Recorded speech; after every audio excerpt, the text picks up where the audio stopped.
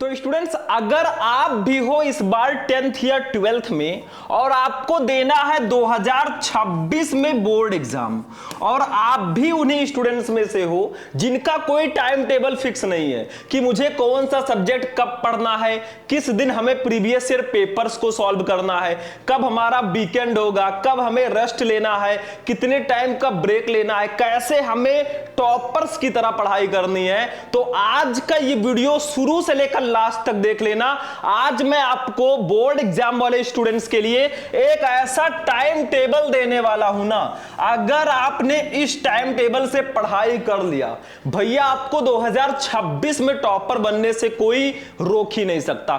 ये 10 मिनट का छोटा सा वीडियो लास्ट तक देख लो, मैं गारंटी लेता हूं कि ये टाइम टेबल अगर आपने फॉलो कर दिया, मैं आपको सब कुछ बताऊंगा, किस टाइम आपको कौन सा सब्जेक्ट पढ़ना है, कब आपको ब्रेक लेना है, कब आपको हफ्ते में रिवीजन करना है, सब कुछ मैं इस वीडियो में डिस्कस करने वाला हूं।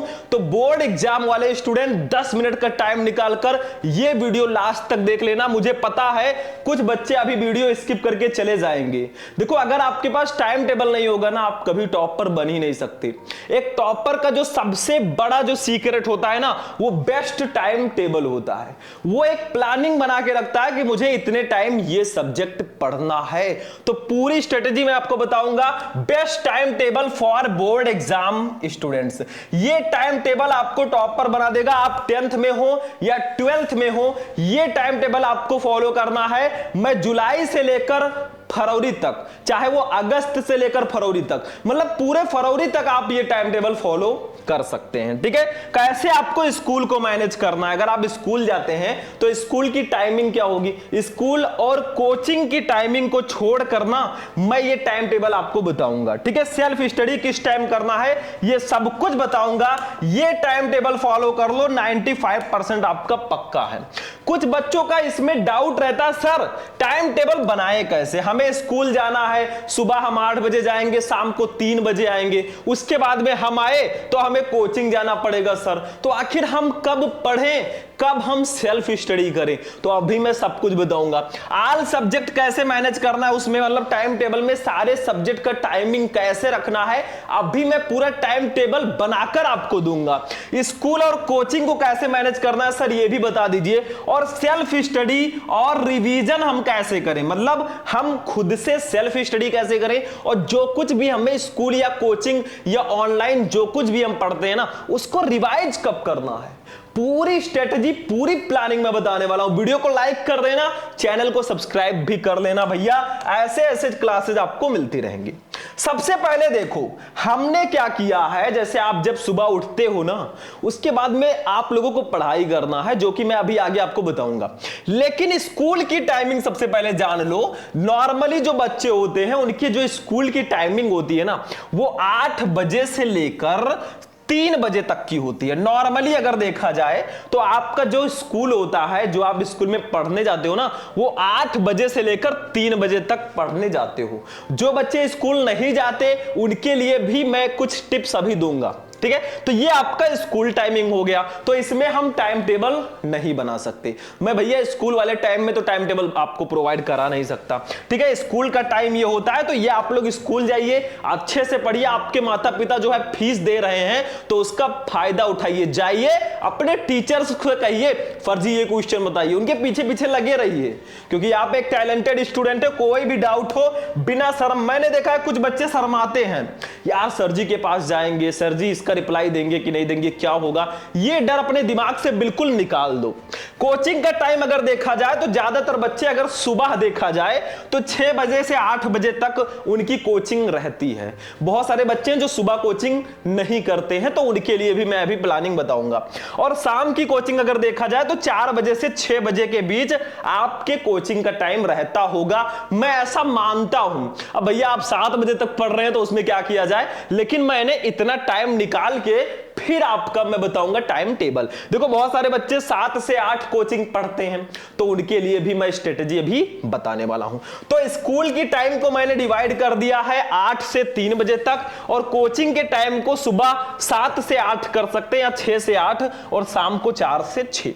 अब जो शाम को टाइम बचता है 6 से 10 के बीच में, वही मेन समय होता है आपके पढ़ाई करने का। और सुबह जो समय है ना 5 से 7 बजे तक, 5 से 6 बजे तक या 5 से 7 बजे तक ना, उस टाइम आप लोग पढ़ाई कर सकते हैं घर पर। ठीक है, मैं ये मान रहा हूं कुछ बच्चे सुबह कोचिंग नहीं करते। सबसे बेस्ट स्ट्रेटजी फॉर टॉपर्स, देखो भैया यहां पे जो आपका सब्जेक्ट होता है, मैं ये बता दूं कि आपको कौन सा सब्जेक्ट कब रखना है। देखो अभी मैं प्रॉपर टाइम टेबल बताऊंगा, टेंशन मत लेना। अब कुछ बच्चे सोचेंगे कि सर जी टाइम टेबल बनाने से 3 तरह के बच्चे होते हैं। सबसे पहले कुछ बच्चे टाइम टेबल बनाते हैं लेकिन उसको एक दिन भी फॉलो नहीं कर पाते।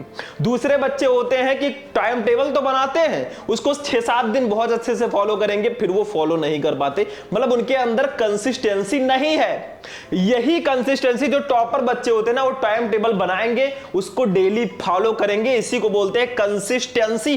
कोई भी काम आ जाए, कोई भी मैसेज आ जाए, कोई भी दोस्त उनको बुला रहा हो चल भाई घूम आते हैं, वो नहीं जाएंगे जब तक अपने टाइम टेबल में लिखे सब्जेक्ट को वो नहीं पढ़ लेते। तो आपके अंदर भी कंसिस्टेंसी होनी चाहिए, तब भी आप टॉपर बन पाओगे। इधर होगा इजी सब्जेक्ट और इधर होगा टफ सब्जेक्ट। कुछ बच्चे मानते हैं कि सर हिंदी, इंग्लिश और बायोलॉजी ये जो है इजी सब्जेक्ट होते हैं। देखो मैं 12th की यहां पे अभी बात कर रहा हूं, अगर आप 10th में है ना तो हिंदी, इंग्लिश, आर्ट रख सकते हैं, ठीक है, जो इजी सब्जेक्ट हैं। तो ये इजी सब्जेक्ट है हिंदी, इंग्लिश, बायोलॉजी। इनको आपको रखना है मॉर्निंग टाइम में। अगर आप टाइम टेबल बनाते हैं ना तो हिंदी और इंग्लिश को आप सुबह ही पढ़िए, क्योंकि सोचो इसमें ज्यादातर टॉपिक फिक्स होते हैं और इसमें ऐसे ऐसे क्वेश्चंस होते हैं ना जो हमें याद करने होते हैं। जैसे जीवन परिचय हो गया, गद्यांश, पद्यांश और सारी चीजें, ये सब हमें याद करनी होगी, समझना होगा। तो ये चीजें आप सुबह रखिए, क्योंकि सुबह का जो समय होता है भैया 4 से 6 का ना, 6 AM का, ये सबसे अच्छा समय होता है किसी चीज को याद करने का। मैं ऐसा नहीं कहूंगा कि भैया आप इसी को रखें। देखो जो टफ सब्जेक्ट है जैसे फिजिक्स, केमिस्ट्री, मैथ, ये सब बच्चों को टफ लगता है, 12th वाले बच्चों को। अगर आप हाई स्कूल में हैं तो यहां पे साइंस, मैथ, सोशल साइंस रख सकते हैं जो थोड़ा टफ आपको लगते हैं, ठीक है। तो यहां पे फिजिक्स, केमिस्ट्री जो मैथ है इसको इवनिंग टाइम में रखना है, क्योंकि देखो फिजिक्स में आपका क्या है, टॉपिक है, डेरिवेशन है, न्यूमेरिकल्स है। तो न्यूमेरिकल्स आप सुबह मत सॉल्व कीजिए, न्यूमेरिकल शाम को ही कीजिए तो अच्छा रहेगा। केमिस्ट्री में आपके टॉपिक्स है, न्यूमेरिकल्स होंगे, रिएक्शंस होंगे, तो ये भी आप शाम के टाइम रखिए। मैथ के क्वेश्चन जो है शाम को सॉल्व कीजिए। आप देखो फिजिक्स, केमिस्ट्री, मैथ, इसमें जो मेन टॉपिक है जो आपको लग रहा है थोड़ा याद करने वाली चीजें हैं ना, वो आप सुबह भी कर सकते हैं, थोड़ी देर उसको पढ़ सकते हैं, आपको वो टॉपिक बहुत जल्दी याद होगा। तो मेरे कहने का पर्पस ये है कि आप इजी सब्जेक्ट और जो याद करने वाली सब्जेक्ट है ना, उनको आप मॉर्निंग टाइम में रखिए। जो टफ सब्जेक्ट हैं, जो फिजिक्स, केमिस्ट्री, मैथ आपको टफ लग रहा है, उसको इवनिंग में रखिए, क्योंकि न्यूमेरिकल्स, डेरिवेशन यही सब इसमें होते, तो इसको आप लोग शाम को रखिएगा, ये मैं चाहता हूं, ठीक है। तो समझ में आया, ये आपके 2 टाइप के सब्जेक्ट्स होते हैं। और इसमें अगर कोई याद करने वाली चीज है भैया, तो ऐसा हम कसम नहीं खाए हैं कि सुबह हम याद नहीं करेंगे, सुबह इसको भी याद कर सकते हैं। अब चलिए देखते हैं अपना टाइम टेबल भैया। ये देखो मैंने मेनली ये टाइम टेबल क्लास 12th वालों के लिए बनाया है, जो साइंस साइड वाले स्टूडेंट हैं, मेनली उनके लिए। लेकिन आप किसी भी साइड से हो, किसी भी क्लास में हो ना, बस आपको सब्जेक्ट चेंज करना है, टाइम आप ऐसे ही रहने दीजिए, कोई दिक्कत नहीं है। आप सब्जेक्ट चेंज कर लो, टाइम टेबल आप लोगों का बन जाएगा। देखो भैया सब्जेक्ट जैसे मैंने ले लिया बायोलॉजी, मैथ, इसको आप लोग कर दो शाम को 6 बजे से 7 बजे तक। अगर देखा जाए तो बायोलॉजी और मैथ में आपके क्वेश्चन सॉल्व करने होते हैं, बायोलॉजी में कुछ क्वेश्चन होते हैं। तो अगर आप बायोलॉजी साइड से हैं और मैथ साइड से हैं ना, तो मैं सोच रहा हूं कि उसको आप 6 से 7 बजे तक रख दीजिए, क्योंकि मैंने आपके कोचिंग का टाइम 4 से 6 रखा था। तो 6 के बाद आपको क्या करना है ना, यहां पे या 15 मिनट आप लेट से भी स्टार्ट कर सकते हैं, 6 से 7 आपको पढ़ना है बायोलॉजी या मैथ। इसमें पढ़ना क्या है, देखो जो चीजें आपको पढ़ाया गया है, थोड़ा आपको सेल्फ स्टडी करना है, थोड़ा रिवीजन करना है और थोड़ा बहुत अपने तरफ से इसमें पढ़ना है, ठीक है। फिजिक्स को आप रख दीजिए 7:15 से 8:15 PM, मतलब फिजिक्स को आपको 7:15, देखो एक सब्जेक्ट पढ़ने के बाद कम से कम 15 मिनट का ब्रेक आपको जरूर लेना है, तभी आप लोगों को दूसरा सब्जेक्ट स्टार्ट करना है, नहीं तो भैया सब दही बन जाएगा, सब बेकार हो जाएगा, ठीक है।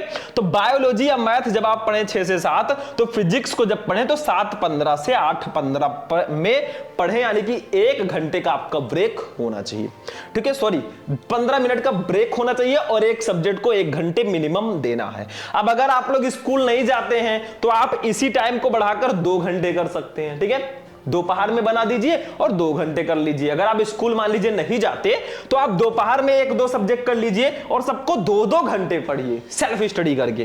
केमिस्ट्री की बारी आती है, इसको 8:30 से 9:30 PM को पढ़ना है। मैंने बताया जो टफ सब्जेक्ट है ना उनको शाम को रखना, ठीक है, क्योंकि इसमें न्यूमेरिकल डेरिवेशन ये सारी चीजें होती हैं। तो केमिस्ट्री को 8:30 से 9:30 बजे आपको रखना है, ये मेरे हिसाब से बेटर रहेगा। अब देखिए हिंदी की बारी आती है। अब हिंदी में आपको जीवन परिचय याद करना, कहानी याद करना, रस छंद अलंकार पढ़ना, निबंध, मतलब मेमोरेबल चीजें होती हैं। तो इसको मैंने सुबह रखा है 5 से 6 AM। देखो आप हो सके तो 4 बजे उठिए, नहीं उठ पा रहे हो तो आपको सुबह जो है कम से कम 5 बजे तो उठ ही जाना है, 4:30 बजे तक, ताकि 5 बजे आप अपनी स्टडी को स्टार्ट कर सकें।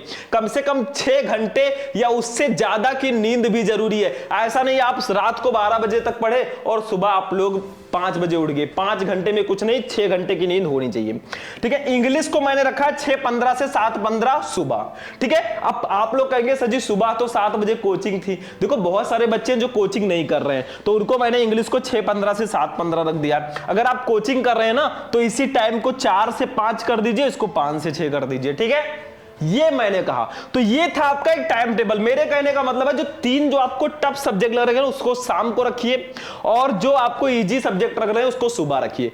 टफ सब्जेक्ट में से अगर कोई टॉपिक आपको याद करना है आप सुबह याद कर सकते हैं, क्योंकि हिंदी इंग्लिश में बहुत खास चीजें नहीं है।